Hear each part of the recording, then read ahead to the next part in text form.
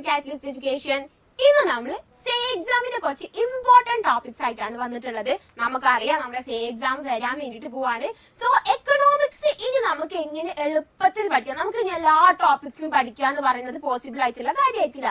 So നമുക്ക് എളുപ്പത്തിൽ important topics പഠിച്ചെടുക്കാം, എന്നിട്ട് നമുക്ക് എങ്ങനെയെങ്കിലും പാസ്സാവാം എന്നുള്ളൊരു ലക്ഷ്യത്തോട് കൂടിയിട്ടായിരിക്കാണ് നമ്മൾ പോവേണ്ടത്. സോ നമുക്ക് ഇമ്പോർട്ടന്റ് ആയിട്ടുള്ള കുറച്ച് ടോപ്പിക്സ് ഉണ്ടാക്കാൻ നോക്കാം. ഫസ്റ്റ് വൺ ആണ് എന്ത്? Circular flow of income. നമ്മുടെ എല്ലാ ക്വസ്റ്റ്യൻ പേപ്പറിലും നമ്മൾ കണ്ടുവരുന്ന ഒരു ക്വസ്റ്റ്യൻ ആയിരിക്കും സർക്കുലർ ഫ്ലോ ഓഫ് ഇൻകം എന്ന് പറയുന്നത്.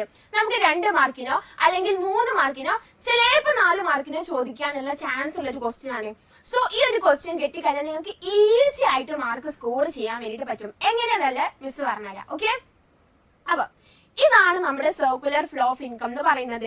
നിങ്ങളോട് പറയാം എങ്ങനെ ഡയഗ്രാം യൂസ് ചെയ്തിട്ട് അത് എക്സ്പ്ലെയിൻ ചെയ്യാൻ വേണ്ടിയിട്ടായിരിക്കും. സോ അതിനൊരു ഡയഗ്രാം ഉണ്ട് നമുക്ക് മനസ്സിലാക്കാം. വലിയ ഡയഗ്രാം ഒന്നല്ല, വളരെ ചെറിയൊരു ഡയഗ്രാം ആണ്. കുറച്ച് ഏരോ അങ്ങോട്ട് പോകുന്നുണ്ട്, കുറച്ച് ഏരോ ഇങ്ങോട്ട് പോകുന്നുണ്ട്. അത് എങ്ങനെ പോകണം, ഏതിലേക്ക് പോകണം എന്നുള്ളത് മാത്രം നമ്മൾ ശ്രദ്ധിച്ചാൽ മതി. അപ്പം ഫസ്റ്റ് നിങ്ങൾ മനസ്സിലാക്കിയിരിക്കുക എന്താണ് സർക്കുലർ ഫ്ലോ ഓഫ് ഇൻകം എന്നുള്ളത്. നമുക്കിപ്പോ ഒരുപാട് പഠിക്കാനൊന്നും കഴിയില്ല. സിമ്പിൾ ആയിട്ട് നമ്മൾ നോക്കുകയാണെങ്കിൽ നമ്മുടെ എക്കണോമിയിൽ 4 സെക്ടറാണ് മക്കളെ ഉള്ളത്.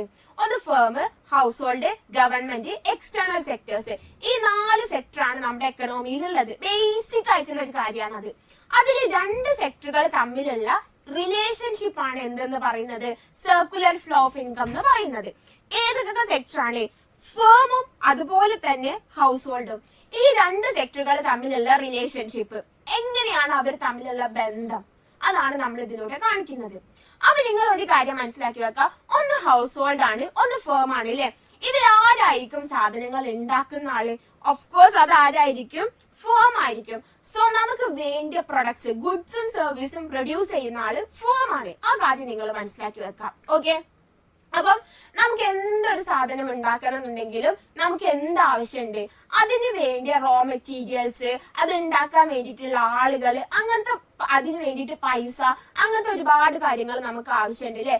സോ ഫേം ആണ് സാധനം ഉണ്ടാക്കുന്ന ആള്. ഇവർക്ക് ഉണ്ടാക്കാൻ വേണ്ടിയിട്ടുള്ള ഇൻപുട്ട് കൊടുക്കുന്നത് ആരാണ്? ഹൗസ് ഹോൾഡ് ആണ്. സോ ഫസ്റ്റ് തന്നെ ഹൗസ് ഹോൾഡ് എന്ത് ചെയ്യാണ്? ഫേമിന് ഇൻപുട്ട് കൊടുക്കാണ്. അതിനാണ് നമ്മൾ എന്തെന്ന് പറയുന്നത് ഫാക്ടർ ഓഫ് പ്രൊഡക്ഷൻ എന്ന് പറയുന്നത്. ലാൻഡ് കൊടുക്കും, ലേബർ കൊടുക്കും, ക്യാപിറ്റൽ കൊടുക്കും, ഓർഗനൈസേഷൻ. ഇതാണ് ഫാക്ടേഴ്സ് ഓഫ് പ്രൊഡക്ഷൻ എന്ന് പറയുന്നത്. സോ ഹൗസ് ഹോൾഡ് ഫേമിന് ഫാക്ടേഴ്സ് ഓഫ് പ്രൊഡക്ഷൻ കൊടുക്കും. അപ്പൊ ഫാക്ടേഴ്സ് ഓഫ് പ്രൊഡക്ഷൻ കൊടുത്തു കഴിഞ്ഞാൽ ഫേം എന്ത് ചെയ്യും? ഇതിന്റെ ഒക്കെ പൈസ, ഈ സാധനങ്ങളിലൊക്കെ പൈസ ആർക്ക് തിരിച്ചു കൊടുക്കും? ഹൗസ് ഹോൾഡിന് തിരിച്ചു കൊടുക്കും. സോ അതിന് നമ്മൾ പറയുന്നതാണ് എന്ത്? Factor income. Factor income. Land ആണെന്നുണ്ടെങ്കിൽ നമ്മൾ റെന്റ് ആയിട്ടാണ് കൊടുക്കുക, ലേബറിന് നമ്മൾ വേജ് ആയിട്ടാണ് കൊടുക്കുക, ക്യാപിറ്റലിന് നമ്മൾ ഇൻട്രസ്റ്റ് ആയിട്ടാണ് കൊടുക്കുക, ഓർഗനൈസേഷന് നമ്മൾ പ്രോഫിറ്റ് ആയിട്ടാണ് കൊടുക്കുക. അപ്പൊ ഫസ്റ്റ് എന്ത് സംഭവിച്ച്? ഹൗസ് ഹോൾഡ് ഫേമിന് എന്ത് കൊടുത്ത്? ഫാക്ടേഴ്സ് ഓഫ് പ്രൊഡക്ഷൻ കൊടുത്ത്. ഈ ഫാക്ടേഴ്സ് ഓഫ് പ്രൊഡക്ഷൻ കിട്ടി കഴിഞ്ഞപ്പോ ഫേം ഹൗസ് ഹോൾഡിന് തിരിച്ച് എന്ത് കൊടുക്കും? അതിന്റെ ഇൻകം കൊടുക്കും, ഫാക്ടർ ഇൻകം കൊടുക്കും. ക്ലിയർ അല്ലേ? ഓക്കെ, ഈ ഇൻകം ഹൗസ് ഹോൾഡിന് കിട്ടിക്കഴിഞ്ഞാൽ എൻറ്റയർ ഇൻകം എന്തിനു വേണ്ടിയിട്ടാണ് യൂസ് ചെയ്യുന്നത്? ഈ സാധനങ്ങൾ വാങ്ങാനും വിൽക്കാനും ആണ് യൂസ് ചെയ്യുന്നത്. ആരുണ്ടാക്കുന്ന സാധനങ്ങൾ?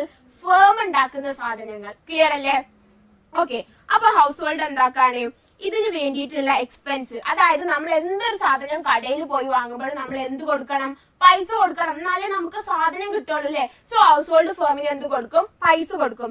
എന്തിനു വേണ്ടിയിട്ടുള്ള? ഗുഡ്സിനും സർവീസിനും ഉള്ള പൈസ കൊടുക്കും. അപ്പൊ എന്ത് ചെയ്യും? ഫേം ഹൗസ് ഹോൾഡിന് അത് സപ്ലൈ ചെയ്ത് കൊടുക്കും, supply of goods and service. ഇവിടെ നമ്മൾ 4 കാര്യങ്ങളാണ് പഠിക്കുന്നത്. ഒന്നാമത്തത് എന്താണ്? Factors of production. Factors of production ഇത് ആരാണ് കൊടുക്കുക? ഹൗസ് ഹോൾഡ് ഫേമിന് കൊടുക്കും. ഓക്കെ, അത് കഴിഞ്ഞിട്ട് ഫാക്ടർ ഇൻകം, ഇതാണ് നമ്മുടെ രണ്ടാമത്തെ ഫ്ലോ എന്ന് പറയുന്നത്. Factor of income, factor income ഇതാരാണ്? ഫേം ഹൗസ് ഹോൾഡിന് കൊടുക്കും. ഓക്കെ, ക്ലിയർ അല്ലേ? ദെൻ അത് കഴിഞ്ഞിട്ട് expenditure for goods and service ഇതാരാണ്? ഇത് ഹൗസ് ഹോൾഡ് ഫേമിന് കൊടുക്കുന്നതാണ്. ആൻഡ് അത് കിട്ടിക്കഴിഞ്ഞാൽ ഫേം എന്താക്കും? Supply of goods and service. Firm എന്ത് സപ്ലൈ ചെയ്യും? ഗുഡ്സും സർവീസും ഹൗസ് ഹോൾഡിന് സപ്ലൈ ചെയ്യും. ഈ 4 കാര്യങ്ങൾ നിങ്ങൾ പഠിച്ചു വെച്ച് കഴിഞ്ഞാൽ നിങ്ങൾക്ക് ഈസി ആയിട്ട് 4 മാർക്കോ 3 മാർക്കോ സ്കോർ ചെയ്യാനുള്ള ചാൻസ് ഉണ്ട്. ഇനി ചില ക്വസ്റ്റ്യൻ പേപ്പറിൽ എന്താണ് ചെയ്യുക, അതായത് ഇവർ ഇതിലുള്ള ഏതെങ്കിലും 2 ഫ്ലോകൾ മാത്രം തരും. ചിലപ്പോ നിങ്ങളോട് എന്ത് പറയും, ഫാക്ടേഴ്സ് ഓഫ് പ്രൊഡക്ഷനും സപ്ലൈ ഓഫ് ഗുഡ്സ് ആൻഡ് സർവീസും, ഈ 2 കാര്യങ്ങൾ മാത്രം തരും. എന്നിട്ട് നിങ്ങളോട് ബാക്കി ഫില്ല് ചെയ്ത് കൊടുക്കാൻ വേണ്ടിട്ട് പറയും. അപ്പൊ നിങ്ങൾ എന്താക്കുക, അതായത് ഫേം ഹൗസ് ഹോൾഡിന് ഫാക്ടറി ഇൻകം കൊടുക്കുന്നു, ഹൗസ് ഹോൾഡ് ഫേമിന് expenditure for goods and service കൊടുക്കുന്നു, മിസ്സായിട്ടുള്ള കാര്യങ്ങൾ എഴുതി കൊടുക്കാം. ഇത് ചിലപ്പോൾ ഈ സൈഡിൽ ഫേം, ഈ സൈഡിൽ ഹൗസ് ഹോൾഡും ആണ്. അത് നേരെ തിരിച്ചും ചോദിക്കാം. നമ്മൾ എന്ത് മനസ്സിലാക്കിയിരിക്കുക, കൺസെപ്റ്റ് എന്താന്നുള്ളത് മനസ്സിലാക്കിയിരിക്കാം. ക്ലിയർ അല്ലേ? ഓക്കെ. ദെൻ അടുത്തൊരു 4 മാർക്കിന്റെ ക്വസ്റ്റ്യൻ ആണ് എന്ത്, പെർഫെക്റ്റ് കോമ്പറ്റീഷന്റെ ഫീച്ചേഴ്സ് എന്തൊക്കെയാന്നുള്ളത്, പെർഫെക്റ്റ് കോമ്പറ്റീഷന്റെ ഇമ്പോർട്ടന്റ് ഫീച്ചേഴ്സ് എന്തൊക്കെയാന്നുള്ളത്.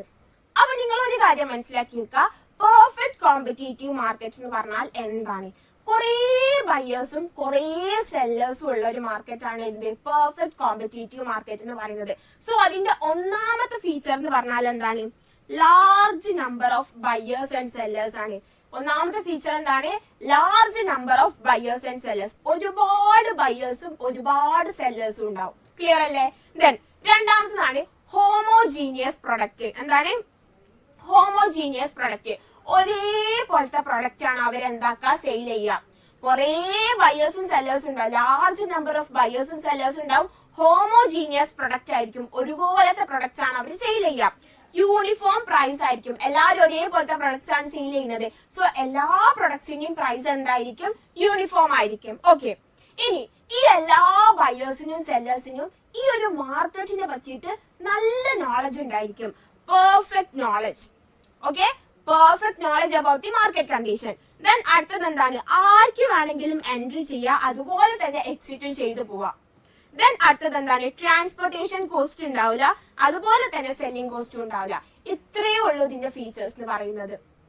നമുക്ക് സിമ്പിൾ ആയിട്ട് പറയാം, ഒരുപാട് buyers, large number of buyers and sellers ഉണ്ടാവും. എല്ലാവരും ഒരേപോലത്തെ പ്രൊഡക്റ്റ് ആണ്, ഹോമോജീനിയസ് പ്രൊഡക്റ്റ് ആണ് വിൽക്കുന്നത്.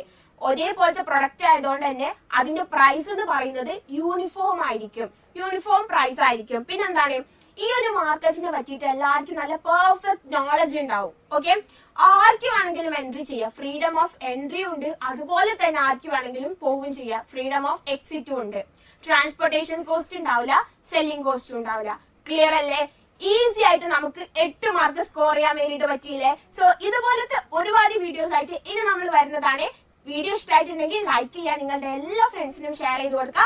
അപ്പൊ ഓക്കെ.